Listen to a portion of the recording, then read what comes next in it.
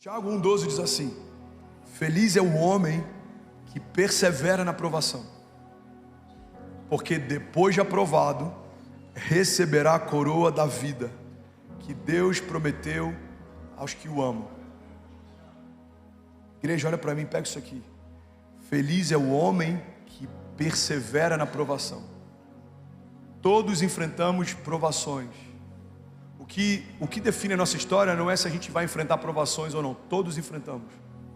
O que define o nosso destino profético é como enfrentamos as provações.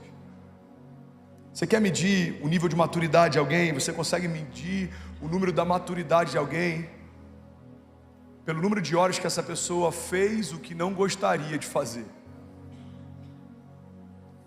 Por que a gente vê pais trabalhando, mulheres solteiras, mães que às vezes são a única fonte de provisão da sua casa, trabalhando mesmo cansadas, trabalhando mesmo com desafios, trabalhando mesmo com retaliações? Por quê? Porque eu preciso alimentar os meus filhos, porque eu preciso levar provisão para minha casa, porque eu preciso permanecer de pé, porque eu sou a segurança deles, porque eles precisam de mim. Irmão, esse nível de consciência faz com que a gente suporte provações.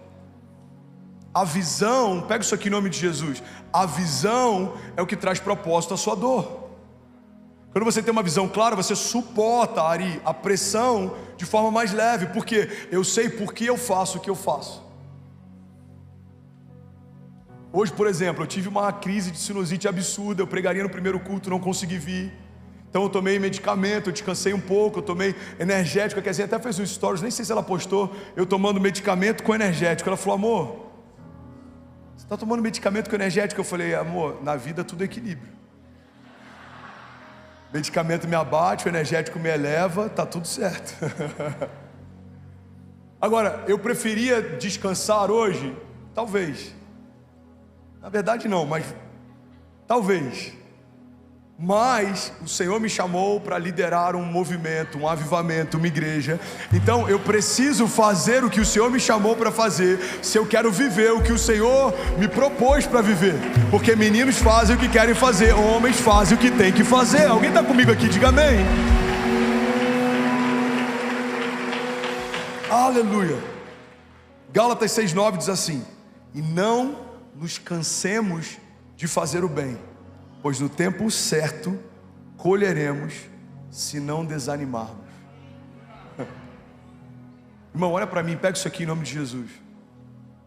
E não nos cansemos de fazer o bem, ou seja, persistência, resiliência, pois no tempo certo colheremos. Aí agora tem uma condicional: se não desanimarmos. O que a Bíblia está ensinando para a gente aqui: é possível você começar bem e não terminar bem porque desistiu no meio do caminho. A Bíblia está dizendo que é possível começar bem e não terminar bem porque você desistiu no meio do caminho. Tem gente que começou semeando coisas boas, mas desistiu de semear porque ainda não havia começado a colher. Deus está dizendo: não nos cansemos de fazer o bem, pois no tempo certo colheremos, se não desanimarmos. Alguém aqui já viu aquela charge de um cara, um minerador, que ele está cavando, aí você consegue ver assim os diamantes, ele estava bem próximo de alcançá-los, ele desiste porque estava cansado demais. Alguém já viu uma charge com algo assim? Tem muita gente que está exatamente assim, em relação ao romper da sua casa, em relação ao mover no teu casamento, em relação à expansão do teu ministério. Pastor, eu estou há 5 anos fazendo o que Deus me chamou para fazer. Continue. Pastor, eu estou há 20 anos aguardando o cumprimento de uma promessa. Continue. Eu sei que nem sempre é motivador para nós, fazermos parte da geração mais ansiosa que a terra já viu. Ouvimos alguém dizendo que talvez o que você precise para viver o que Deus falou que você veria é esperar. Esses dias eu preguei sobre uma fé ousada, uma fé que entrega, uma fé que confia, mas uma das características de uma fé ousada era uma fé que espera.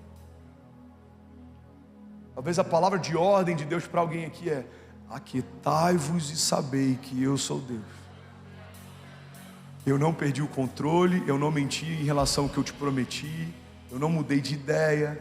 Então aguarde, confie, Espere e continue semeando bem, porque se você não desanimar, no tempo certo colherá o que eu te prometi. Alguém está comigo? Diga amém.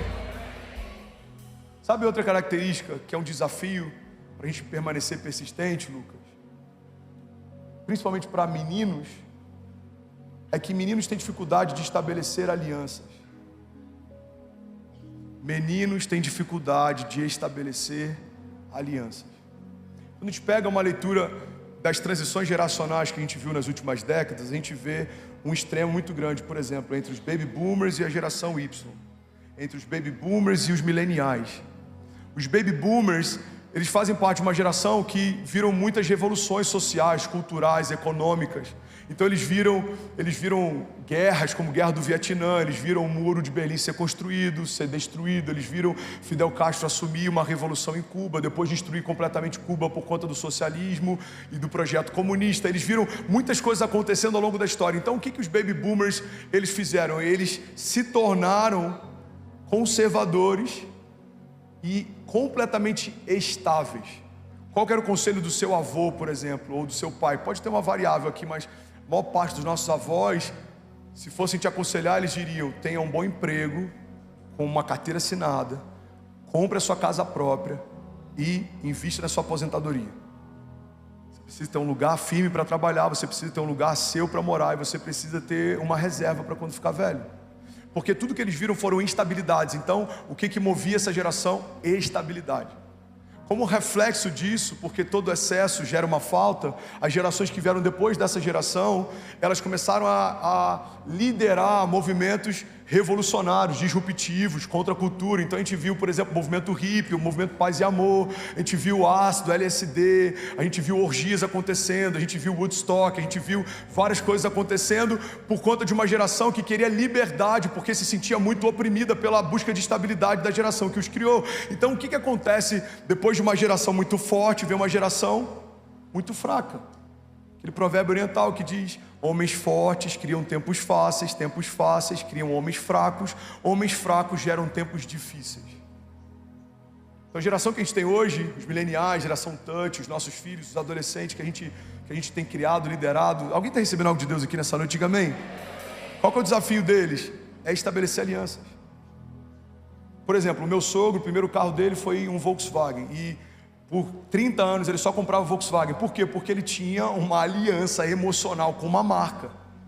O primeiro carro foi um Fusca, depois um Voyage, depois um Passat, depois um Gol. Se tiver o dono de alguma marca que não seja a Volkswagen aqui, e você é ovelha nossa, por favor, não se ofenda, mas eu só estou ilustrando, ok?